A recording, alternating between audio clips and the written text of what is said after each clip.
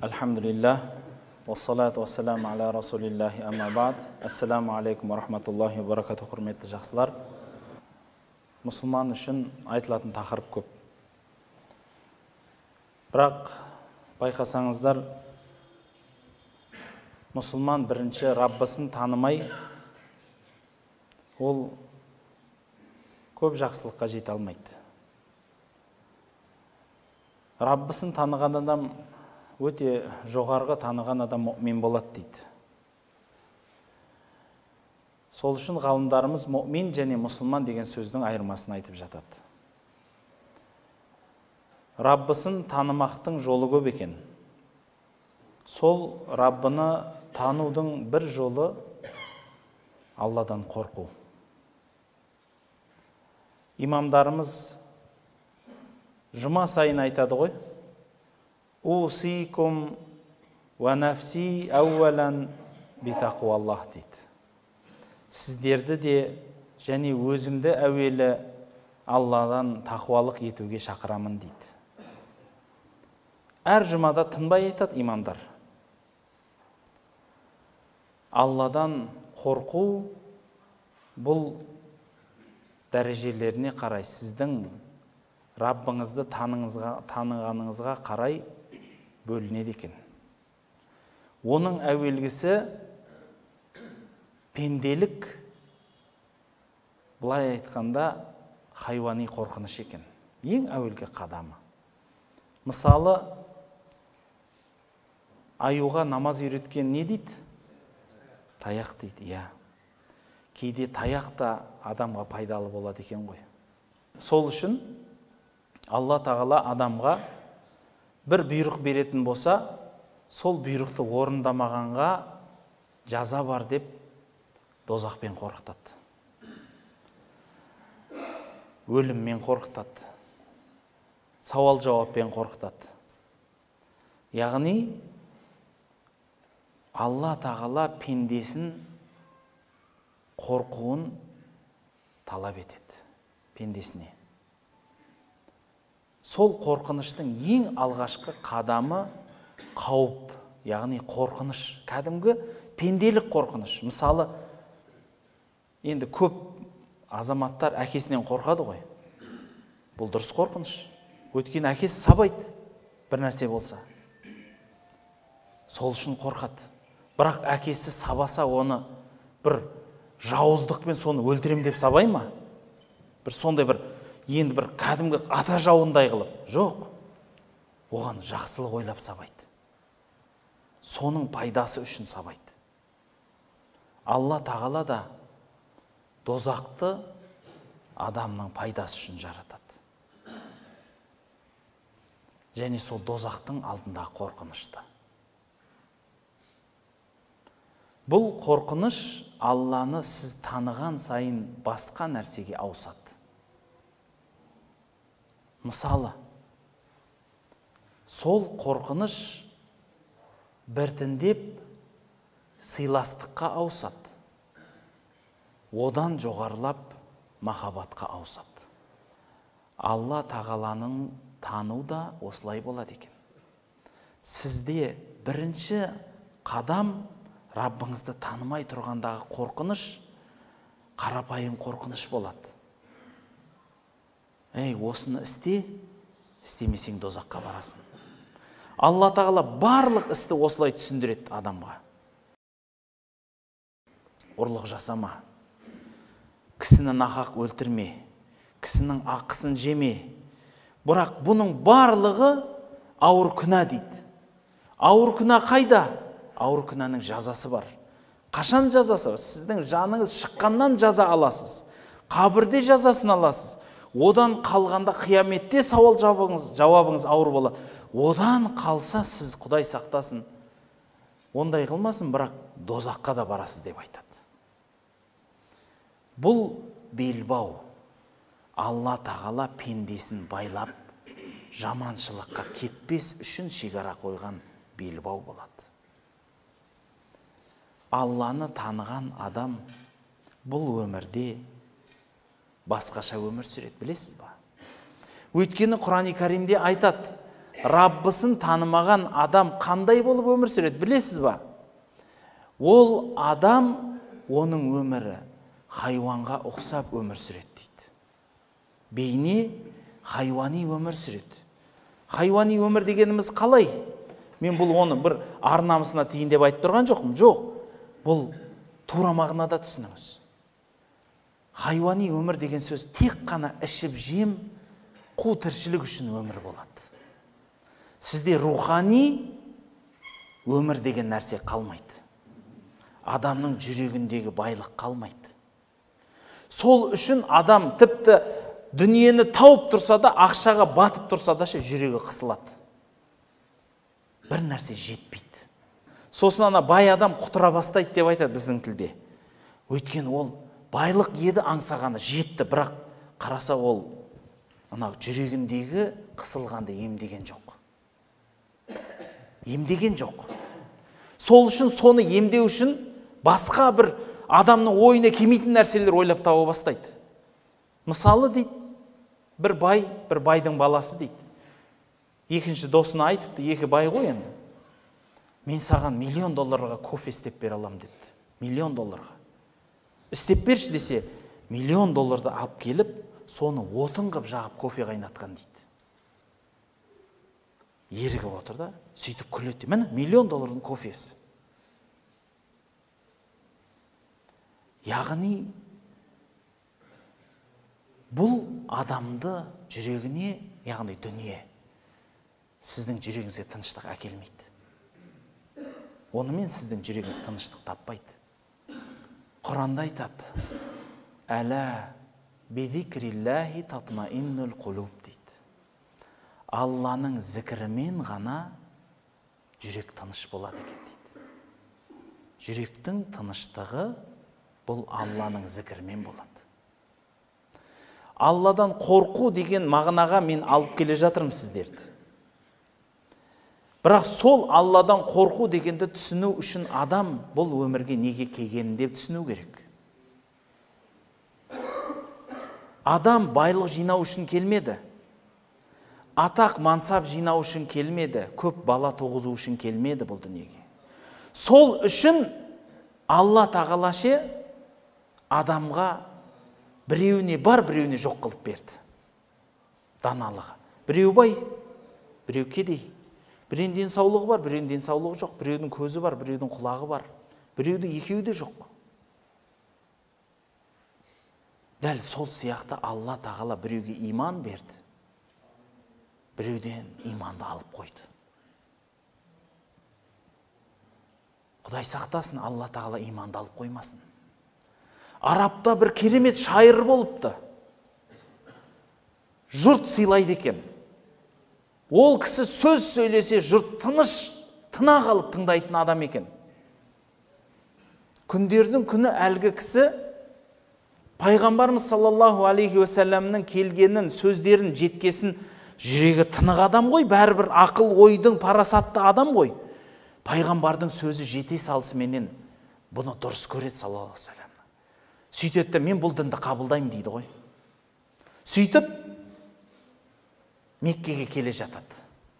Соны қабылдауға Меккеге кіріп келіп, түн боп кетеді, таңертең барайын деп түнеп отырғанда, сол түні Абу Лахаб, Абу Жахил сынды адамдарға құлақ қағыс жетеді. Пәленше келді Меккеге. Атақты. Неге кепті? Мұхаммедке кепті. Неге? Дін қабылдауға. Болмайды оны өйтуге. Болмайды. Не істейміз? Жүріңдер, барып табайық оны. Барып мүшайра қылады енді. Ақынға мүшайра ғой енді сол. Ал енді ана туралы не дейсіз?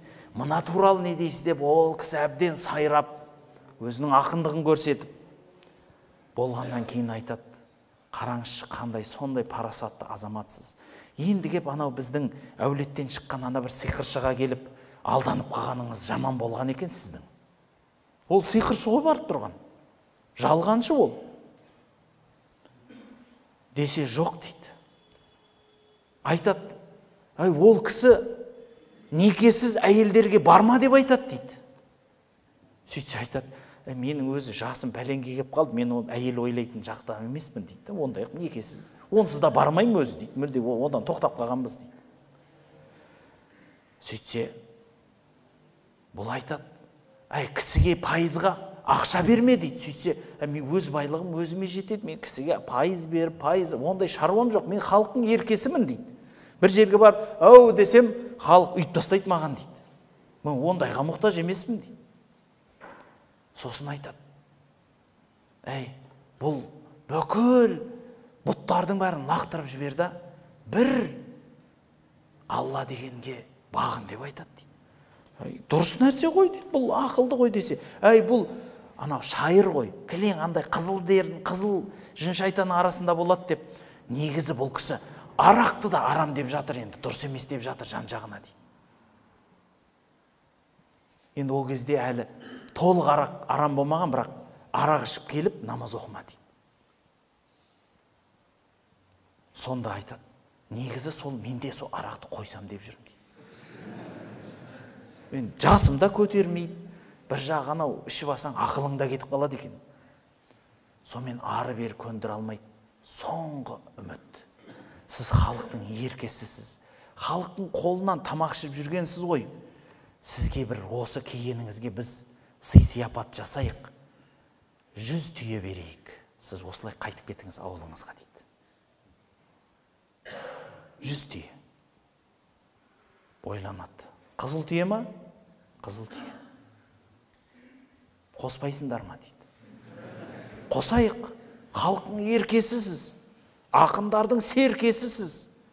Ал 50 түйе қосыңыз. Қайтасыз ба? Тағы да қосыңыз. Тағы да қосыңыз бенен 500 түйе алады. Айтады, сіз дейден қазір бізде барымыз осы 150 түйе, қалғанын үйіңізге жеткізіп береміз. Біздің мойнымызда қарызбын сізге. Деп, бірақ сіз бүгін біздің үйде түнейсіз. Таң ертең сізді менің жігіттерім қаладан шығарып жібереді дейді ғой, өздері. Қорқып тұрған, шығарып салмаса, қайтып келеді дін қабылдауға. Шығарып салады ғой. Сол түйесіне мәз болған ақын ауылына түйенің үстіне мініп өлеңдетіп келе жатып, түйесі тайып, мойны қайырылып өлген дейді. Сол дін қабылдамай. Не бір батырлар болды. Не бір ақындар болды. Не бір үлкен жанып тұрған азаматтар болды. Алла оларға иманды нәсіп етпеді. Нәсіп етпеді. Алланың несібесі бұл имандылық.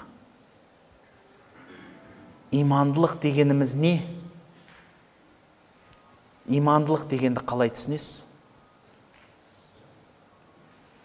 Білесіз ба?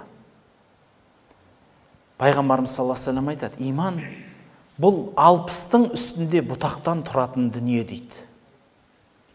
60 бұтағы бар дейді. Бір сөзінде 70 бұтағы бар дейді. Сол бұтақтардың біреуі ұят дейді. Сол бұтақтардың біреуі ұят дейді. Олардың әуелгісі ла илаха иллалла дейді. Ең ақырғысы жолда халыққа жолын жауып жатқан ағаштарды, тастарды алып тастап, халыққа жол жасап қызмет қылу дейді. Бұл да иманнан. Бір сөзінде айтады. Иманның жартысы тазалық дейді. Ан-назафату шатрул иман дейді. Жартысы тазалық дейді. Пайғамбарымыз бір сөзінде айтады, иман мына жерде дейді. Бұл сөздің бәрін қосып айтсаңыз, бауырлар, тағы да осыны түсінік үшін тағы да 1-2 хадис айтайық. Пайғамбарымыз саллаллаху алейхи ва саллям айтады, бір әйел кісі дейді, үйіне мысықты қамап қойып тамақ бермеген үшін дозаққа кірді дейді. Тағы бірде айтады, бір жезөкше әйел дейді, көшеде келе жатып шөлдеп қалған итке су берген үшін жәннатқа кірді дейді. Қарасаңыз, Кейбір бауырларымыз мақтанады ғой. Ой, мен 10 рет қажылыққа барып келгенмін. Соны бір жинайды ғой керемет қып. Біреулер медал сұрайды, білесіз ба, қажылыққа мен барып келдім, маған қажы деген медал берсеңдерші дейді. Анау қажылыққа апаратын компанияға барып айтады екен, маған қажы деген медал беріңдер дейді. Мен анау үйге барғанда айтуым керек қой дейді маған. Сонда білмеймін, мен намаз оқыған үшін имамдардан маған намазхан деген медаль бер деп сұрайтын шығар келешекте. Или жаңа бір 10 жыл намаз оқып қойдым. Десятикратный намазхан жаңағыдай. Негізі бар ғой, бұның барлығы себеп нәрселер. Себеп. Сіздің иманыңызды ұстап тұруға себеп. Ал сізді жәннатқа кіргізетін бұл Алланың қалауы ғана. Алланың қалауы ғана. Лайықты баласыз ба? Жәннатқа кіресіз. Лайықсыз ба? Лайық емессіз ба? Кірмейсіз. Сол үшін бір адам, бір жезөкше әйел болса да жәннатқа кірді. Сол үшін бір сондай бір керемет мықты адам болса да бір күнәсі себебінен дозаққа кірді. Мысалы, кім ағайын туысына мейірім жасамаса, мен оған қарамаймын дейді, мен омен үзілемін дейді. Үзілемін деген сөз болды ғой, оның бүкіл амалын қабылдамайын деген сөз. Ол қанша намаз оқып, ораза тұтсын, бәрібір. Кім Аллаға қияметке сенетін болса көршісін сыйласын дейді. Егер сыйламасаңыз, онда сіз сенген имансыз боласыз. Бұның бәрін жинасаңыз, бауырлар, имандылық деген бұл руханият. Бұл сіздің ішкі жан дүниеңіз. Сіздің ішкі жан дүниеңіз бұл. Сол ішкі жан дүниеңіз иманды болатын болса, сыртыңызға шығады сол. Сол үшін қанша адам бар намаз оқиды, бірақ Құдай сақтасын, Аллах оның намазын қабыл қылмайды. Қанша оразашы бар, оның оразасын қабыл қылмайды. Қанша қажыға барған адам бар, оның қажылығын қабыл қылмайды. Сол үшін айтады қажылық туралы. Алла тағала шақырған адам қажылыққа барады. Бірақ Алланың жанында шайтан да шақырады дейді. Шайтан шақырғанда қажылар бар екен. Анау туристік сапарға барып келеді да қажылыққа олар. Мақтаныш үшін барып келеді. Олай емес қой. Олай емес. Егер сіз шын қажы болсаңыз ше, сіз ояқтан келгенде топырақ боп келуіңіз керек қой. Бейшара боп келуіңіз керек. Өйткені Раббыңыздың есігінің алдына бардыңыз, түсінесіз ба? Алла жазса қара тасты сүйдіңіз. Ұлы пайғамбарлардың табаны тиген жерге сәжде қылдыңыз. Сіз кім боп келуіңіз керек? Сіз Раббысын таныған, мына дүниеге бөлек көзбен қарайтын, рухани дүниеңіз, ой санаңыз ашылған, бөлек адам боп келуіңіз керек. Бірақ көп адамдар ондай қылмайды. Сол үшін білесіз ба, намаз оқитын адам күнә жасап қойса, бірден айтады халық. Намазхан дегенің осы ма дейді? Өтірікші бұл. Адамның ақысын жейді дейді. Неге? Білесіз ба? Халықта біледі ғой, дана ғой. Халықта сондай сезім бар. Намазхан адам деген ол, ана сәби сияқты пәк болу керек қой. Сәби сияқты пәк болу керек. Біреуге жамандық ойламайтын. Ішіне бір сондай нәрсені түймейтін. Бірақ көп адамдар бар. Оқыған намазы жүрегінен, тілінен арғарай өтпейді, жүрегіне қарай. Осы аузының жанында қап кетеді. Құраны мен намазы. Бұл неден білесіз ба? Бұл Раббысын танымағаннан. Құдайды білмейді. Білмейді, я. Ал Раббысын тану үшін не істеу керек? Құран-ы Кәримде бүкіл аят үшке бөлінеді. Бүкіл аят үшке бөлінеді. Біреуі өткен қауымдар менен пайғамбарлардың уақиғасы. Неге уақиға айтады Алла Тағала Құранда? Өйткені сол уақиғалар сізбен бізге сабақ болу үшін айтады. Оны оқуымыз керек біз. Мысалы, Ибрахим пайғамбардың уақиғасы деп Құранда баяндайды, бірақ байқайсыз ба? Ибрахим пайғамбардың уақиғасы деп тұрып, ана біздегідей пәлен жыл туылған Ибрахим алейхиссалам, атасы пәленше, мамасы осындай, осы жерде сабақ алған деп өмір баянын айтып бермейді. Жоқ, бізге өмірінен үзінділер береді. Байқайсыз ба? Үзет әр жерден. Уақиғаның бір шетінен бастайды, өзінің керек жерінен тоқтайды, болды. Неге? Бізге бүкіл пайғамбардың өмірі ғибрат қой, бірақ сол уақиға сізбен бізге сабақ. Сабақ. Құранның тағы бір бөлігі сізбен біздің жүріс тұрыс заңдылықтарымыз. Фиқ ережелері, ақида ережелері. Заңда үйтіге болмайды, бүйтіге болмайды, намаз оқы, намаз уақыттары, дәрет алу керек, некелесу, талақ қылу, соның барлық ереже адамға қажет болған дүние. Ал үшінші бөлігі, бәлки бірінші бөлігі десе де болады. Алла жайында. Тек Алла жайында. Тек жалғыз Алла жайында айтылады. Байқайсыз ба? Сонда дін үшке бөлінеді деген сөз. Бүкіл дін үшке бөлінеді. Құранды зерттесеңіз.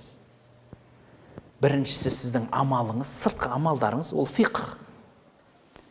Екінші, Алла туралы білім, бұл сіздің иманыңыз. Үшіншісі, уақиғалар, қыссалар деп тұр, яғни ой санаңыз. Сіздің ой санаңыз. Раббыңыз туралы сізбен біз ойлануымыз керек. Сол үшін Құранда айтады, түйеге қарамайсыңдар ма? Күнге қарамайсыңдар ма? Аспанға қарамайсыңдар ма? Жерге қарамайсыңдар ма? Сол аяттарды мыңсан оқисыз өзіңіз. Бірақ енді қолыңызды жүрегіңізге қойып айтыңызшы. Алла куә ғой. Сол аятты Құранда оқығанда сіз қарайсыз ба? Айтыңызшы. Аспанға қарамайсыңдар ма десе, қарайсыз ба сіз? Жоқ, қарамаймыз. Неге? Неге қарамайсыз? Өйткені Аллаға деген сіздің араңызда байланыс дұрыс емес. Өйткені сізбен біз Алладан қорықпаймыз. Қорқыныш жоқ бізде. Бауырлар, жұма сайын имам, сіз жұма намаз тастамай келсеңіз, сізге имам айтып жатыр. Усикум ва нафси әуәлән битақуалла. Жұмада тастамайды ол сөзді. Имамның мойнынан өтті. Мен сіздерге Раббыларыңыздан қорқуды өсиет етемін деді. Ертең сіз имамның жағасынан ұстай алмайсыз. Мені ескертпедің демеңіз. Алладан қорқыңыз. Қорқыңыз. Құранда айтады, «Уахафуни ин кунтум муъминин». Егер иманды болсаңдар, менен қорқыңдар дейді. Құран-ы Каримде айтады, «Ва юхаддирукумуллаху нафса». Алла Тағала өзін жайында, өзінен ескертеді дейді. Алла Тағала өзінен ескертіп атыр сізбен бізден. Түсінесіз бе, менен қауіпсіреңдер. Менен қауіпсіреңдер. Басқа жерден келген қауіп еш нәрсе емес, бауырлар. Құдайдан қорқыңдар. Құдайдан қорқыңдар. Міне, Алладан қорқыныш, бауырлар, сізбен бізді Алланы танытады. Сол қорқыныштың біреуін айтайын. Адам баласы үлкен ғаламат нәрседен қорқады, білесіз ба? Тауға барып көрдіңіз ба? Тауға. Суға барып көрдіңіз ба? Көрдіңіз. Отты пайдаланып жүрсіз бе? Пайдаланып жүрсіз. Қорықпайсыз ба? Анандай үлкен ғаламат таудың жанында сіз кімсіз? Кімсіз?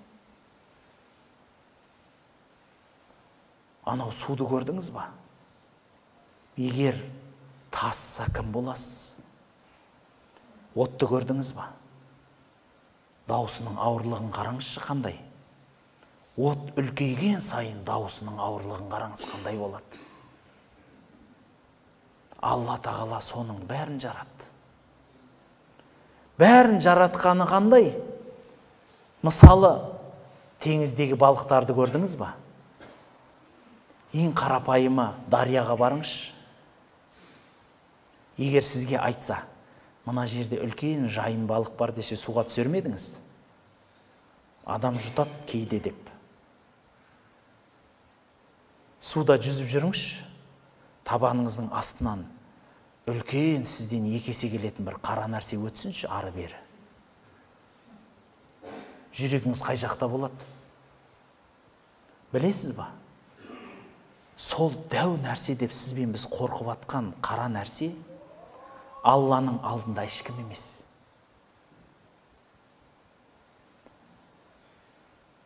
Білесіз ба?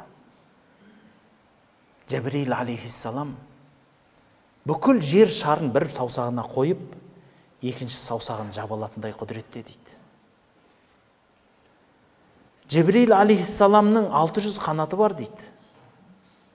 Соның бір-ақ қанаты жерді жауып қала алады дейді. Бір қанаты ғана. Жәбірейіл алейхиссалам Лүт қауымын қанатының ұшымен көтеріп, жерді қайтадан теріс қарай аударып қояды.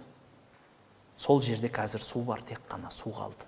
Ол әлі ашуланып соққан жоқ о жерді. Жай қанатының ұшымен көтеріп жерге қоя салды. Сол Жәбірейіл алейхиссалам пайғамбарымыз саллаллаху алейхи уассаламмен Сидратул Мунтахада тұрғанда, пайғамбарымыз Жәбірейілге қараса дейді, бейне реңі кетіп қалған шүберек мата сияқты болып тұр дейді. Бір матаны күндіз түні киіп күнге ұра беріңізші, ана реңі кетіп қала ма?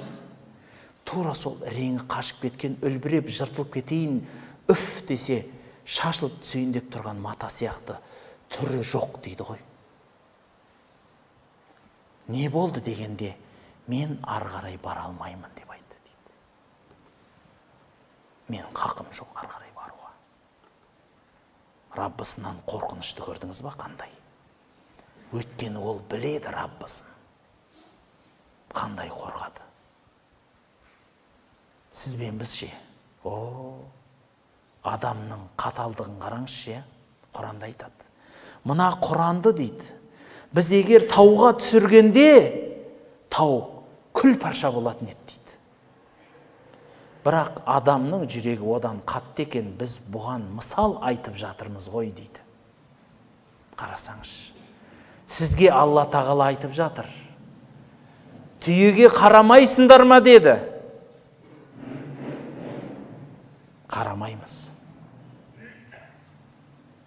Аспанға қарамайсыңдар ма деді. Қарамаймыз. Бауырлар, ертең Алланың алдында қалай тұрамыз?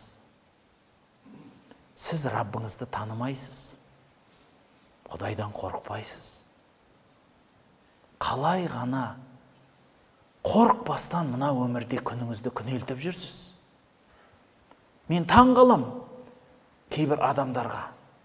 Намаз оқып қояды да, анадай жүрегінде бір сондай бір жәннати сезім тұрады да. Кәдімгі ана түрінде көресіз, жұртты менсінбейді. Анау кім ол дейді. Мен біліп қойғанмын бәрін. 4 хадис біледі, өзі бар жоқ. Жаңағыдай.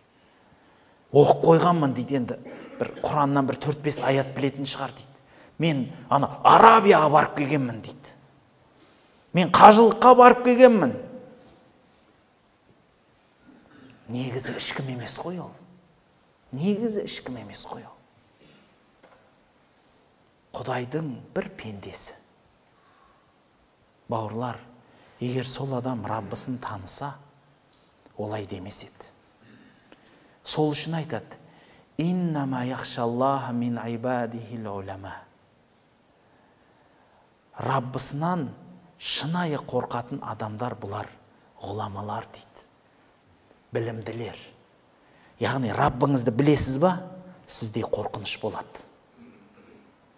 Сізде егер қорқыныш жоқ па Құдайдан, онда сіз Раббыңызды танымайсыз. Міне парадокс осындай. Сіз қанша Құдайдан қорқасыз, сонша Раббыңызды танисыз.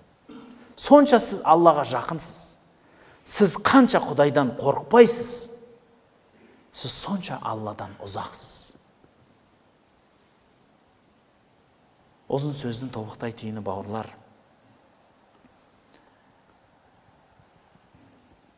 сіздерді де, өзімді де Раббымыздан, Алла тағаладан қорқуды өсиет етем. Алланы таниық, ізденейік, ойланайық. Адамға Алла сана берді, ой сана берді. Ойланыңыз, бұл дүниеге неге келдім, қайда бара жатырмын, онда барғанда не болады, мен кіммін? Алла көз берді, көз деген не бұл? Құлақ берді, құлақ деген не? Тіл берді, тіл деген не? Сол берген Құдай соны ала алады да. Ойланайық, бауырлар. Раббыңыз туралы көп ойланыңыз. Мына әлемге қараңыз. Сіз бен біз Алла тағалаға көзіміз жетпейді, құлағымыз ести алмайды, ойымыз ойлай алмайды. Бірақ Алла тағаланың жаратқанын көре аламыз ғой. Сол арқылы Раббымызды таниық. Мына жаратқан дүниесіне назар салып, көз салыңыз, ақыл жүгіртіңіз. Сол ақыл менен ойланған сайын сіз Раббыңызға жақындайсыз. Қарапайым шыбынды қандай жаратты? Кішкентай бір домалақ көздің ішінде 500 көз бар дейді. 500 көз бар. Соның барлығы 500 жаққа қарап тұрады. Не деген құдірет деңізші? Не деген құдірет? Аспаннан жаңбыр жаудырды. Сыларды жолдас ет, жамандарды жандарынан қашық ет. Я Аллахым, барлығымызға жәннатыңды нәсіп ет. Раббым Алла пайғамбарымыз саллаллаху алейхи ва салламға және оның жан ұясына, оған ерген барлық жанға салауат сәлемдер болсын. Бізді сол ұлы, өзің құдіретіңмен жаратқан сол ұлы заттың үмметі етуді нәсіп ет. Жан ұямызға, істеген істерімізге береке бер. Өзің бұл дүниеде де, арғы дүниеде риза болатын амалға, сөзге, іске қарай бізді жолдағайсың. Ва саллаллаху аля Мухаммадин алейхи ва саллям, бирахматика я архамар рахимин.